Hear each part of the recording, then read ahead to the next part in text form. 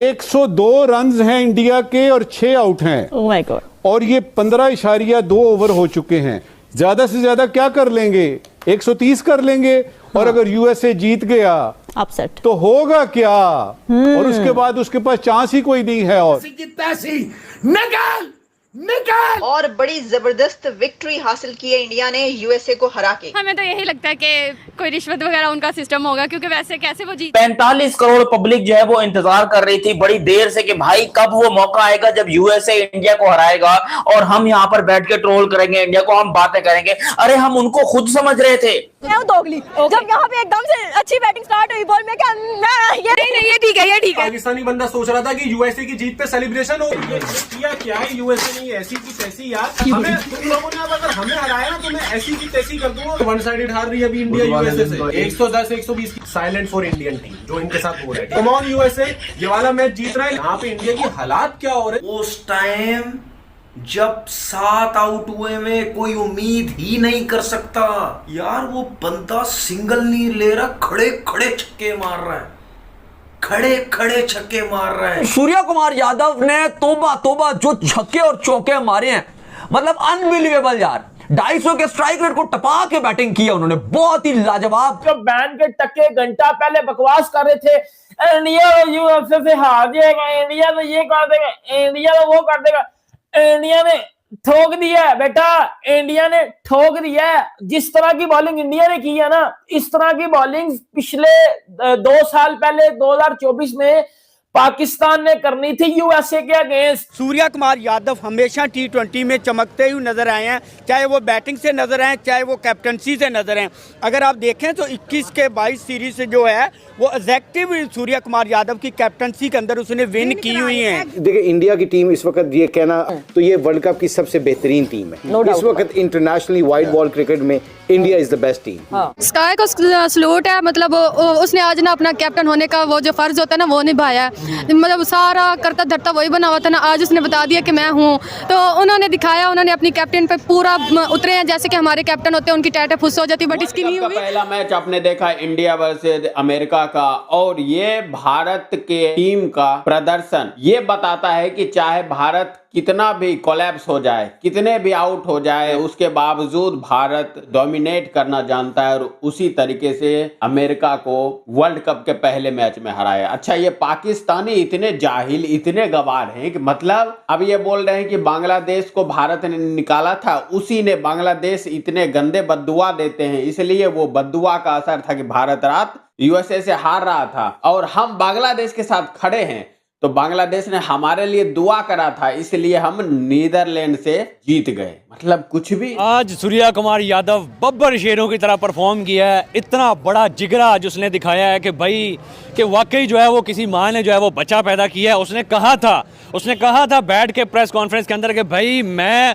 Out of form जो है वो नहीं हूँ, मैं आउट ऑफ रन्स हूँ, ठीक है। और रन्स आना शुरू हुए हैं उसके न्यूजीलैंड की सीरीज से, और अब तक जो है वो उसके रन्स चलना जो है वो स्टार्ट हो गए हैं। और टीम जो है वो आज जिस तरह लड़खड़ा गई थी स्टार्ट से, जिस तरह अभिषेक शर्मा आउट हो गए, ईशान किशन आज वो अपना जलवा नहीं दिखा पाए, और जिस तरह जो है वो तिलक वर्मा अपना जलवा नहीं दिखा पाए, हार्दिक पांड्या अपना जलवा नहीं दिखा पाए, लेकिन सिर्फ एक बंदा था भाई जो शेर का बच्चा था, शुरू से लेके आखिर तक उस बंदे ने जो है वो हिम्मत नहीं हारी और दे दनादन जो है वो यूएसए के प्लेयर्स को जो है वो आज निचाता रहा। अकेला बंदा, कोई पूछे ना कि भाई कितने आदमी थे यूएसए से, वो कहेगा एक अकेला बंदा था यार। आज वो मैच लग रहा था, आज इंडिया ओवरसीज जो है वो यूएसए नहीं लग रहा था, आज सूर्या कुमार यादव जो है वो यूएसए लग रहा था। जो बैन के टक्के घंटा पहले बकवास कर रहे थे इंडिया यूएसए से हार जाएगा, इंडिया तो ये कर देगा, इंडिया तो वो कर देगा, इंडिया ने ठोक दिया है बेटा, इंडिया ने ठोक दिया है। जिस तरह की बॉलिंग इंडिया ने की है ना,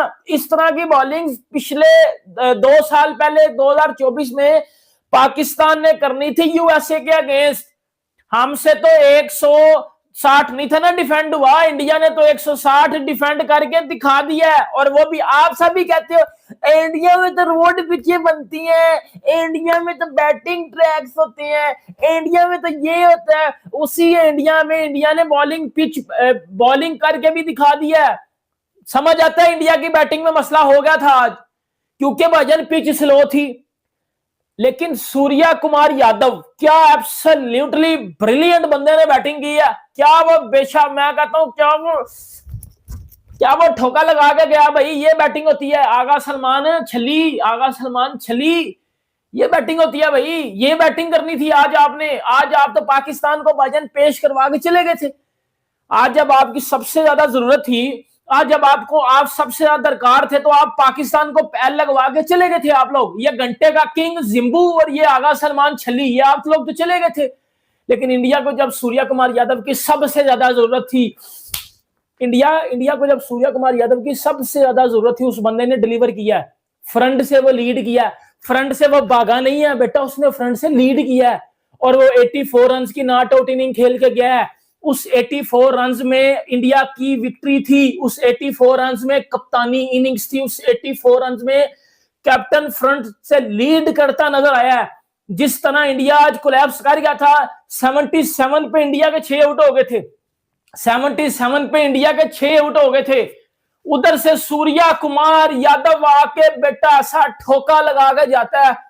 बॉलिंग पे भी आता हूं क्योंकि इंडिया की बैटिंग बॉलिंग दोनों वर्ल्ड क्लास है। सिर्फ बैटिंग वर्ल्ड क्लास नहीं है, बॉलिंग भी वर्ल्ड क्लास है। जिस दिन बैटिंग नहीं चलेगी उस दिन बॉलिंग भाईजान फेल देगी, और जिस दिन बॉलिंग नहीं चलेगी उस दिन भाईजान बैटिंग ठोका लगा देगी।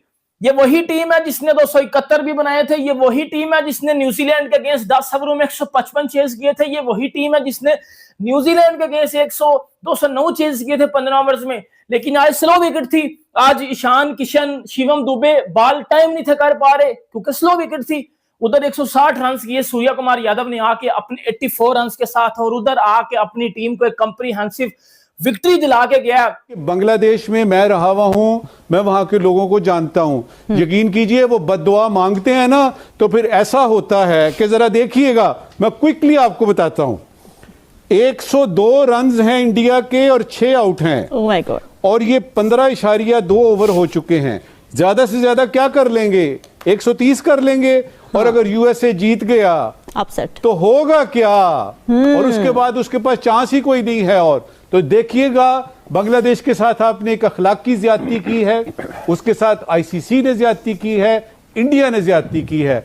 बद्दुआएं लगनी शुरू हो गई हैं। और हमारे साथ क्या हुआ? हमारे साथ दुआएं लगी हैं उनकी कि अगर इस खोटे सिक्के फहीम अशरफ ने चलना था तो ये आज ही चलना था। और ये चीज एक बता दो अभी, ये जो नजूम साकी साहब बात कर रहे हैं, ये देखना कल इंडिया कहेगा ये डोनाल्ड ट्रंप ने कराया सारा। हिलाली साहब नहीं, ये भी पीटीआई ने, ये पीटीआई करा रही है, सारा कुछ पीटीआई करा रही है, उस पे डाल दें, सारा कुछ डाल दें। हिलाली साहब, I really want to talk about Babar Azam with you. Babar Azam को 4th नंबर पे भेजते हैं, इस पे भी बड़ी बात हो रही है कि भाई 4th नंबर पे उनको ना भेजें, यही गलती कर रहे हैं।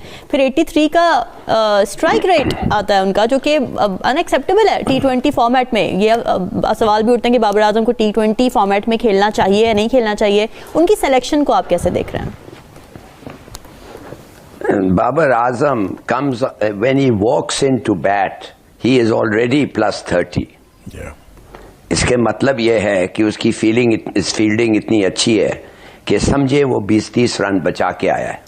So he is already 30. So when he scores 20, he has scored 50. That's number one, the advantage of being a good fielder. वो तो पहले से ही आता है. अच्छा, दूसरी बात ये है कि मेरे ख्याल में कि हिंदुस्तान जो अमेरिका के साथ ये हिमाकत हो रही है उधर, जी, यू नो, इट्स रिमार्केबल कि ये कैसे हो सकता है। अमेरिका माने कि वी डोंट नो कौन है अमेरिका, कोई वेटर है, हाँ, सर वो ट्रम्प को खुश करने के लिए तो नहीं इंडिया हार रहा, कहीं हो सकता है कुछ ये सेटलमेंट भी चल रही हो। मैं कुछ और सोच रहा हूँ। अच्छा, क्या कोई कहेगा this is an Indian plot कि हमें फिर वो फाइनल में खेलेंगे। ओके।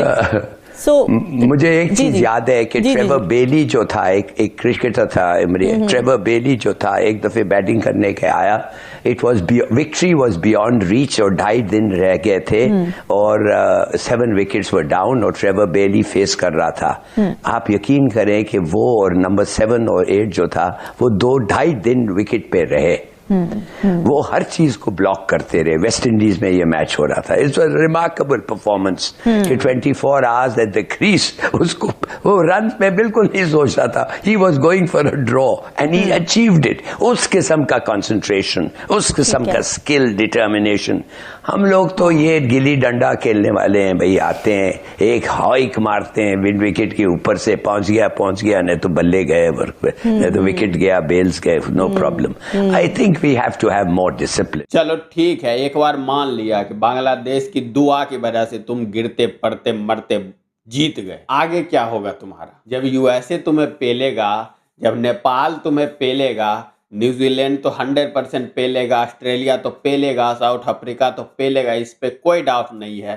तुम्हें नीदरलैंड भी पेलेगा, फिर से दोबारा इसके साथ तुम्हारा मैच हुआ तो यूएसए भी तुमको पेलेगा, नेपाल भी तुमको पेलेगा, जिम्बाब्वे भी तुमको पेलेगा, कोई तुमको छोड़ने वाला नहीं है।